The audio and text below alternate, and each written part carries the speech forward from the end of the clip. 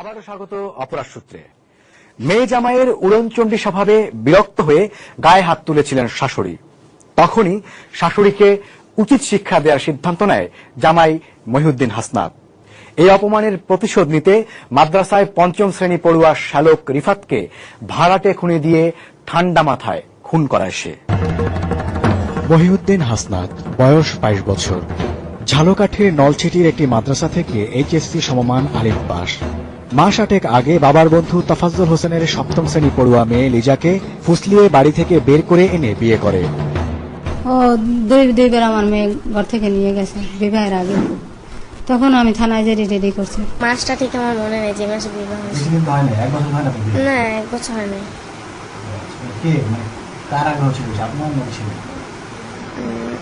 দুজনের আগ্রহ বেশি ছিল। পালিয়ে করা বিয়ের ক্ষেত্রে সাধারণত যা হয়, লিজা হাসনাতের ক্ষেত্রেও তাই হয়েছে। মেয়ের কথা ভেবে এ বিয়ে মেনে নেন লিজার পরিবার। আমি তো মেয়ের অনেক চেষ্টা করছি, বুঝাইছি, বকা দিছি, মারছি। তারপর যখন বুঝে নাই, করিয়েই ফেলাইছে জিনিসটা, হাতে আর রাখে নাই, তখন আর কি করবো? তখন যা বাবা মা করে ওইটাই আমি করছি, যে দেখি আমার কাছে রাখিয়া মেয়েরা লেখাপড়া শিখাবো। ছেলেরাও বলছে তুমি যদি টাকা পয়সা লেখাপড়া করো তাহলে তুমি বলো। কিন্তু হাসনাতের বাবা এড়িয়ে যাওয়া শুরু করেন অনেক দিনের পুরনো বন্ধু ছেলের শ্বশুর তাফাজ্জল পরিবারকে। তারপর ওর বাবা মা আমাদের সাথে যোগাযোগ করে না, আর ওর বাবা ওনার সাথে আরো বলে ছেলে উপযুক্ত মানুষ হয়ে আসতে পারলে আমি পরিচয় দেবো, না হইলে না। তবে লিজার পরিবার তো জামাই আর মেয়েকে ফেলে দিতে পারে না। এই যে 6 মাস আমার দ্বার রয়েছে, সমস্ত খরচা বহন আমি করছি, চাকরির জন্য টাকা পয়সা আমি দিছি। আর্মিতে চাকরি থেকে আসার পর অসুস্থ, আমরা ডাক্তার দেখাইছি। একটা জামাই হিসেবে যতটুক দায়িত্ব পালন করা তার থেকে কোনোটা কম করি না। এই আমার যে ছেলে মারা গেছে, এই ছেলে মাছ খাইতো না, জীবনেও কোনো মাছ খাইতো না, চিংড়ি মাছ ছাড়া আর কোনো মাছ খাইতো না, একটু ডিম খাইতো। আমি এই ডিম থেকেও কাটতে তারে খাওয়াইছি, থাক বাবা তোর ভাইয়ের একটু ডিম। ওর আমি সন্তানের মতন পারলাম, খাইয়ে না খাইয়ে ওরে আমি খাওয়াইলাম। ওর পিছিয়ে 6 মাসে আমি প্রায় 30,000 টাকার মতন খরচা করছি। ওর একটা প্যান্ট শার্ট ছিল না, জুতা ছিল না, সবকিছু আমি দিয়েছি। বিয়ের 2 মাস পর সেনাবাহিনীর নন কমিশনড পদে চাকরি হলে প্রশিক্ষণ থেকে পালিয়ে আসে হাসনাত। চাকরি নেয় একটি কুরিয়ার সার্ভিস কোম্পানিতে। কিছুদিন পর কাউকে না জানিয়ে ওই চাকরিও ছেড়ে দেয় সে। আর্মি চাকরি কেন শেষে সেটা বলতে পারি না, কিন্তু কুরিয়ারের চাকরি শেষে সে বলছে যে বাইরে যেয়ে পড়াশোনা, মানে আইএ পাসটা করছে, 1 বছর মাঝখানে গ্যাপ গেছে, বিয়ে পড়বো, আমি বাইরে যেয়ে পড়াশোনা ভর্তি হবো। এ নিয়ে আগস্ট মাসের শুরুর দিকে লিজাকে তুলে নিতে হাসনাতকে চাপ দেন শাশুড়ি। বলছিলাম যে তুমি বারে বারে চাকরি নাও, চাকরি ছাড়ো, তুমি আমার বাসা থেকে আমার মেয়ের নিয়ে চলে যাও। উনি বলছিল যে হ্যাঁ আমি নিবো কেন, আমার বাবা আপনাদের কাছে রেখে গেছে, আপনি আমার বাবার কাছে যান, বাবার কাছে ফোন দেন, বাবা যদি নিতে বলে আমি নিয়ে যাবো। বকাঝকা না, হাত জাগাইছিলাম। রাগানিতে 2-3টা জুতো দিয়ে বাড়ি দিচ্ছে আমার। এই জুতো দিয়ে বাড়ি দেওয়ার পরে এরপরে আমি মানে আমার খুবই ইয়ে লাগে। এর আগেও মানে অনেক ছোটখাটো ব্যাপার নিয়ে বিবাহের পরে 6 মাস যে বাসায় ছিলাম, সাধারণভাবে তার মেয়েকে এবং আমাকে দুজনকে খুবই নির্যাতন করতো শারীরিক। না, সে রিয়েকশন দেখায় না, সে আমার কাছে ক্ষমা চাইছে যে আমার ভুল হয়ে গেছে, মাফ করে দেন। এর দিন 4 পর হাসনাত নারায়ণগঞ্জে আত্মীয়ের বাড়ি বেড়াতে যাওয়ার কথা বলে চলে যায়। তোমার আম্মু বলছিল এখানে তুমি ঈদ করে যাও, ঈদের পরে আমি বাড়ি চলে যাব। তো আমি একটু মামার বাসা থেকে বেড়াই আসি, আমি এই চাকরির কারণে এতদিন কোথাও বেড়াতে পারি না, এখন একটু মামার সাথে দেখা দিয়ে আসি। আশিকুর রহমান রিফাত, বয়স 10 কি 12, স্থানীয় একটি মাদ্রাসার 5ম শ্রেণীর ছাত্র। পড়ালেখার চেয়ে খেলাধুলার দিকে ঝোঁক বেশি তার, আর ঝোঁক দুলাভাই হাসনাতের সাথে ঘুরতে যাওয়ার দিকে। ইদানিং 2 মাস পর্যন্ত ওদের সম্পর্ক অনেক বেশি, আগে অতটা ছিল না।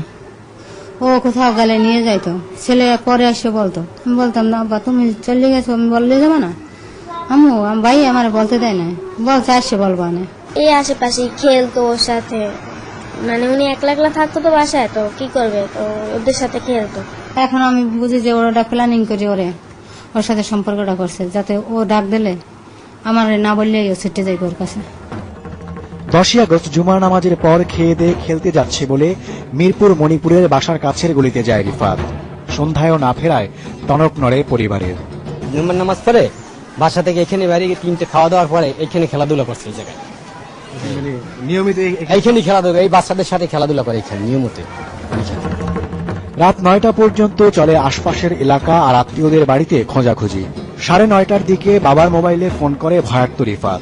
1.5 মিনিটের আলাপে জানা যায় কে বা কারা পাচারের উদ্দেশ্যে অপহরণ করেছে তাকে। সে থরথরে কাঁপতেছে, আমি রিফাত, আমাকে আটক করেছে, আমাকে মুক্তিযুদ্ধ মার্কেট থেকে মাইক্রো করে নিয়ে গেছে, নিয়ে আমাকে আটক করে সদরঘাট একটা তালাবদ্ধ ঘরে আটকে রেখেছে। আমি জিজ্ঞাসা করলাম কোথায় বাবা, কয় সদরঘাট টেকা দেখি। এই পর্যন্ত বলছে যে ওরা আসতেছে, কারা আটকে নিছে না বলতে পারে না, কাঁপতেছে, বলতেছে আমাকে আটক করেছে, আমাকে বাঁচাও। এই অবস্থায় সবকিছু জানিয়ে মিরপুর থানায় একটি সাধারণ ডায়েরি করেন রিফাতের বাবা। তখন রাত 2:30টা। ইনফরমেশন দিয়েছেন যে 3টার সময় তার ছেলেকে পাওয়া যাচ্ছে না, বেলা 3টা থেকে পাওয়া যাচ্ছে না, এবং রাত্র 9:30টার দিকে তার বাবার মোবাইল নাম্বারে একটা নাম্বার থেকে ফোন করে ছেলে যে রিফাতেই ফোন করে বলছে যে আমাকে একটা ঘরের ভিতরে আটকে রাখা হয়েছে, যেখান থেকে সদরঘাট দেখা যায়। ঘটনার 25 দিন পর গ্রামের বাড়ি ঝালকাঠির নলছিটি থেকে গ্রেপ্তার হাসনাত জানায়, ঘুরতে যাওয়ার কথা বলে সেদিন শ্যালক রিফাতকে মিরপুর 1 নম্বর মুক্তিযোদ্ধা মার্কেটের সামনে নিয়ে এসে একটি মাইক্রোবাসে তোলা হয়। এ সময় তার সাথে ছিল 30,000 টাকায় ভাড়া করা 2 খুনি মিঠু ও সাইফুল। বাসা দিয়ে বাড়ি হচ্ছে মানে 3টার পরে। এরপর আর কি ওরা দুজন দরজার এখানে দাঁড়া ছিল, আমি বলছি রিফাত বেরিয়ে দিকে আসো। আমাকে দেখার পর আসছে আমার কাছে, আসার পর বললাম আসে চল আমরা ঘুরে আসি। এরপর পরে ও গাড়িতে উঠছে। 10ই আগস্ট রাত 9:30টার সময় হাসনাত তার শ্যালক রিফাতকে নিয়ে চলে আসে সিদ্দিরগঞ্জ নাভানা ভুইয়া সিটির এই নির্জন প্রান্তরে। এ সময় সহযোগী ছিল আরো 2 জন, মিঠু এবং সাইফুল। হাসনাতের দাবি অনুযায়ী রিফাতকে মিঠু এবং সাইফুলের হাতে তুলে দিয়ে সে চলে যায়। এরপর রাত 11:30টার সময় ঠিক এই জায়গাটি থেকে উদ্ধার করা হয় রিফাতের গলাকাটা লাশ। এই প্রজেক্টের নিরাপত্তা কর্মীরা জানান, সন্ধ্যার পর এমনিতেই এই এলাকাটি জনমানব শূন্য হয়ে যায়। সেদিন কোনো মাইক্রোবাস প্রজেক্টে ঢোকেনি। তবে এখানে ঢোকার জন্য আশপাশে আরো অন্তত 10টি পথ আছে। রিফাতের আগে এই প্রজেক্ট থেকে অন্তত 10টি লাশ উদ্ধার করা হয়েছে। এই জায়গায় একটা কাটা দাগ ছিল, আর গলা জবাই দেওয়া ছিল, পিছনে হাত বাঁধা ছিল তার নিজের শার্ট দিয়ে। ঘুরতে এসেছিলাম একা, তখন দেখছিলাম, তখন মানে যখন করলাম যে মারার, তখন এই জায়গাটার কথা মনে পড়লো। কাজ করার পরে আমি জিজ্ঞাসা করেছি কি খবর, আর বলছে হ্যাঁ ঠিক আছে কাজ হয়ে গেছে। এরপর আমাদের 5,000 টাকা দিছি, বাকি টাকা মানে ঈদের পরে দেওয়ার কথা ছিল। একটি অজ্ঞাত পরিচয়ের ছেলের লাশ পাওয়া গেছে। টিভিতে এমন খবর দেখে রিফাতকে শনাক্ত করে তার পরিবার। লাশ দেখে রিফাতের পরিবার প্রথমেই সন্দেহ করে হাসনাতকে। তাকে আমি বারবার মোবাইলে কল করছি, তুমি আসো, তোমার স্যালারি পাওয়া যায় না। সে কোনো প্রতিবাদই করে না। সে বলতেছে আমি এখন আসতে পারবো না, এবং আসার সময় নাই, গাড়ি ঘোড়া বন্ধ, এই তাল বাহানা। তখন তো আমাদের আগে সন্দেহ হয়ে গেছে যে এই লোক ছাড়া কাম হয়নি, এই লোকই কি কাজ করছে। মানে প্রথম যখন প্রমাণিত হওয়ার আগে শুনছি, তখন আমার কাছে একটু ডাউট ছিল যে করছে কিনা, করছে সত্যি কিনা। তখন নিজের মুখে স্বীকার করছে, এখন তো আমার বলার কিছু নাই, যেহেতু নিজের মুখে স্বীকার করছে। না করলে তো আর নিজের মুখে স্বীকার করতো না। কিন্তু শাশুড়ির উপর মনের ঝাল মেটাতে গিয়ে কেন রিফাতকে হত্যা করা? আর বুঝে শাশুড়ির উপরে, কিন্তু ছেলেকে রিফাতকে মারেন কেন? চিন্তা করছি তার ছেলে একটা, যে কষ্ট বেশি পাবে সেই জন্য। তবে হাসনাতের এই বক্তব্য মানতে রাজি নন রিফাতের মা। তার অভিযোগ, হাসনাত একজন ঠান্ডা মাথার অপরাধী। শ্বশুরের সম্পদ হাতিয়ে নিতে হাসনাত একমাত্র শ্যালককে দুনিয়া থেকে সরিয়ে দিয়েছে। আমার 2টা মেয়ে, একটা ছেলে, একে সরাই দিলে দুনিয়া থেকে সে সবকিছু বহাল থাকতে পারে, এবং সে মনে করতে পারে যে আমি এখানে সরাই দিলে আমি সবকিছু আমি তার সাথে চলে থাকতে পারি, ফিরতে পারি, আর কোনো সমস্যা হয় না। আমাকে কষ্ট দেওয়ার জন্য আমার মেয়েকে বুক দিলেই তো আমি কষ্ট পাইতাম। সে যদি একটা মারিয়ে ফেলাইতে পারে না, পারে একটা লোক মারিয়ে ফেলাইতে পারে, তো তার মনে হয়তো আরো রাগ থাকতে পারে বা নাও থাকতে পারে, সেটা আমি জানি না। এরকম একটি হত্যাকাণ্ডের পর হাসনাতের নির্লিপ্ত ভাব দেখে অবাক পুলিশও। হাসনাত এরকম ঘটনা আগেও ঘটিয়েছে কিনা সে বিষয়েও খোঁজ খবর নিচ্ছেন তারা। এই ছেলে এই ধরনের কাজ আগে থেকে করার অভ্যাস আছে। তা না হলে যে একটা চট থাপ্পড় একজন দিল, সাথে সাথে সে ডিসিশন নিয়ে ফেললো আমার শালাকে বাঁচা রাখবেন, আমি এলে মেরে প্রতিশোধ নেবো। এই টেন্ডেন্সিটা তখনই আসে যখন এই ধরনের কাজ করার তাদের আগে টেন্ডেন্সি থাকে।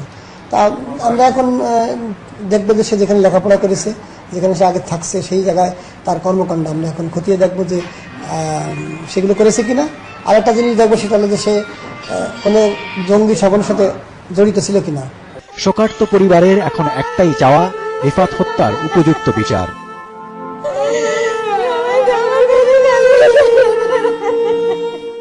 এই ছিল এবারের অপরাধ সূত্রে। দেখা হবে আগামী পর্বে।